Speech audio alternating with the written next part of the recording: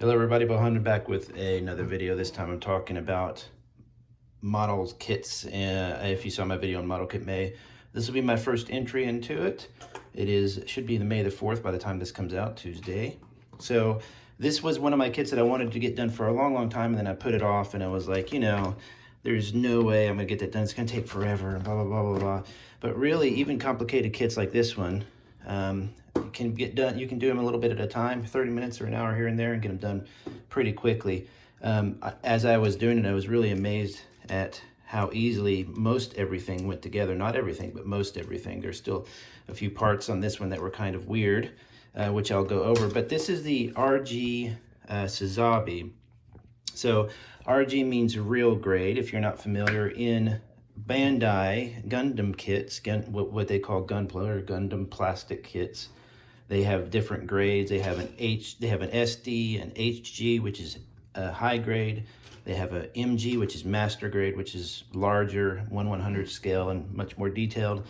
And they have these RGs, which are called real grade, which are the smaller HG size, so 1 in 1/44 scale. But because they're smaller, they can put more plastic in and more detailed parts. So you get a kit that if it was an MG, it would be massive. You can actually shrink it down a little bit because the engineering now in plastics is so much more advanced than it used to be. So you can get incredible details. So RGs are really one of the best deals when it comes to Gunpla. So let's just go over the basic model first, and then I'll go over all the little extra stuff on the side. The Sazabi is, I guess, Char's suit. I don't follow the lore much because I'm not into anime, really. But this is, a pretty advanced suit. He sits, this is one of the cool gimmicks here. You actually can open the little helmet there, and there's his cockpit. So that's just one of the little gimmicks, what they call a gimmick. If you're not familiar, a gimmick is a little moving part, or a little, just like it sounds, a little bit of a trick or something that the armor or the model can do that looks cool. And there's almost too many on this kit to really go over. And what's so great about this kit is if you put it together, or if you put it together with your kid, or if your kid puts it together, they're gonna find just so many little fun details that even without painting, you're going to get just a ton of fun little options. Let me pull this backpack off so I can show some of the other details below it. So let's just look at the backpack real quick. It's pretty basic, it seems like, but of course you can imagine with just a bare minimum amount of paint, it would be awesome. But even the back, this back thruster, if you see that little gimmick there, it pops out. So you just pop. So these are movable. That thruster pops out. These are movable. These move around. These are little pods of missiles that come out. You can split these off. You'll see that I do have a couple areas where I gouged the plastic, or it's scratched or whatever.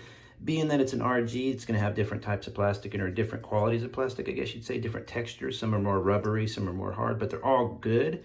But some are more prone to showing marks, so be careful about that. But even with that, there are just so many little details they added that even without paint, you're going to have a really cool looking kit. This back skirt, what they call the skirts here, is really cool. It opens up and does like thruster stuff, I guess. The only really question I had about this, and I haven't added these stickers at all, I haven't put those on, is that there's a few too many of them, and a few of them, I'm not really sure why they only go in certain areas, like these little metallic stickers. I went ahead and added those because I might paint the kit later or customize it or something, so I didn't add all the other stickers.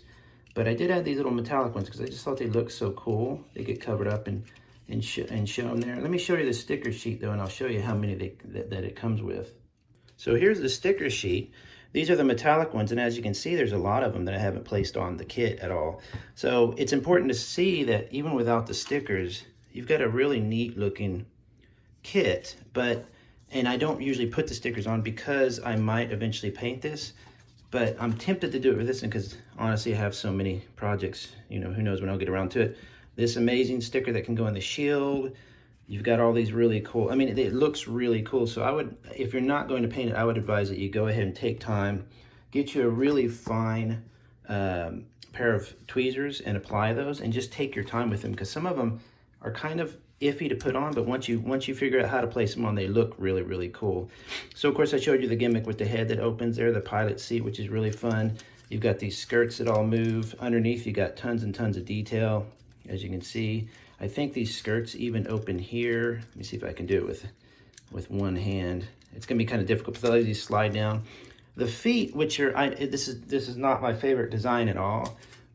I don't like these giant feet that are just so huge, but it does have a lot of neat little, even it has a little bit of a toe crunch there, so you can really get a good grip there.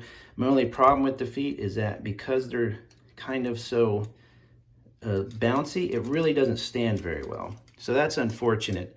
It can hold the weight, no problem. The inner frame and everything can hold the weight, but it just doesn't stand that great, so that's a little bit unfortunate. But you have these awesome thruster things here that kind of go in, and then you can pop them out.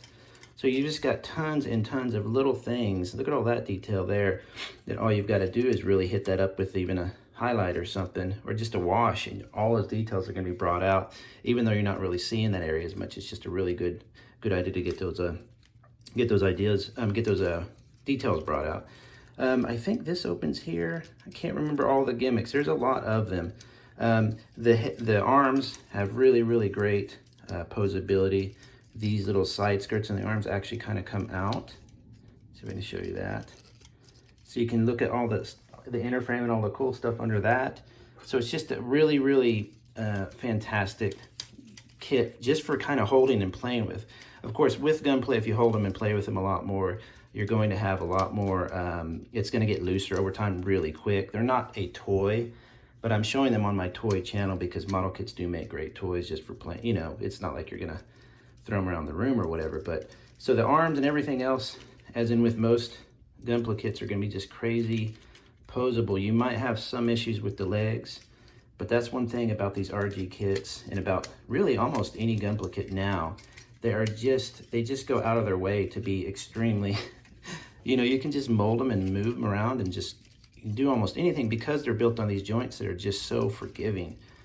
Like I said, though, once you get in a good pose, you might want to kind of keep it there, because as you play with these more, as you mess with these more, you're going to loosen everything up. But this is just a good example. If you watch the little mechanics of the knee, you can actually see little pistons in there. Now, they're not actually working pistons. They don't go in and out of each other, but you can see how the knee splits in two parts to allow it to bend to bend twice over. It's just incredible design. A lot of these little cutout parts are actually gray. They actually are built of gray plastic, so those aren't stickers. That's always really cool. And on this kit, there are a lot of undergates. And if you're not familiar with that, undergates mean that there is, if you take apart, let's say like this shield, instead of being attached here on the side of the shield or something to the runner, it'll actually be attached underneath or into a part or from a place that's not as noticeable.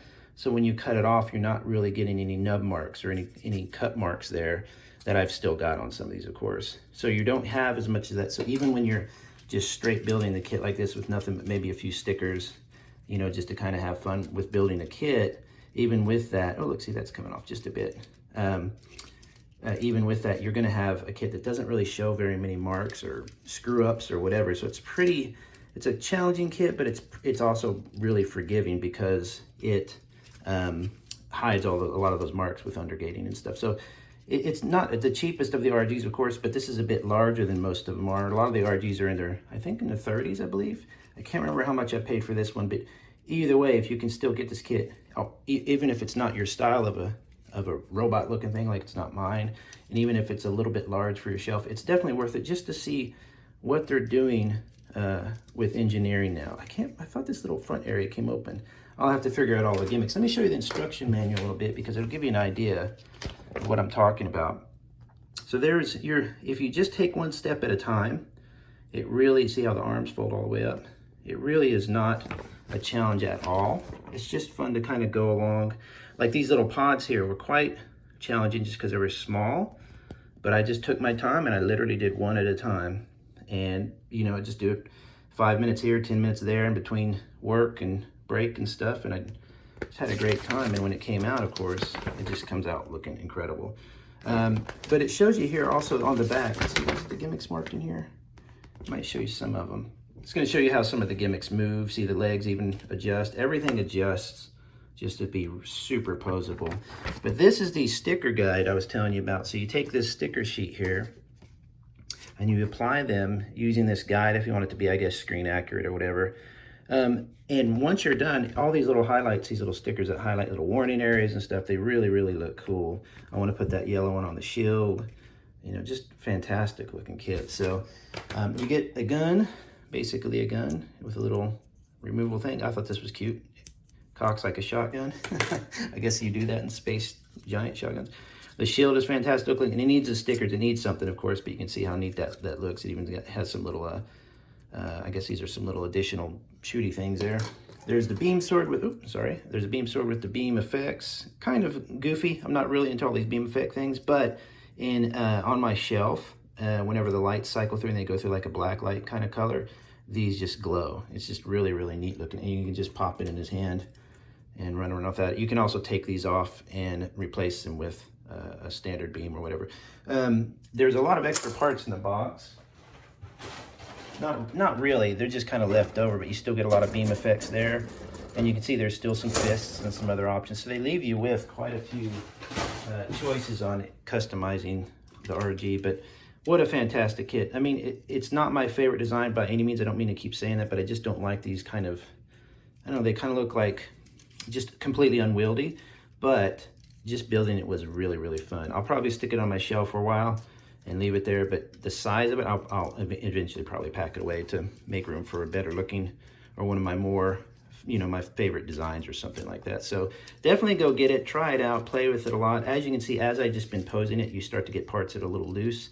So it's not meant to be really played with, but it is still a great toy because it shows just how far design and engineering and plastics have come. It's incredible stuff, incredible.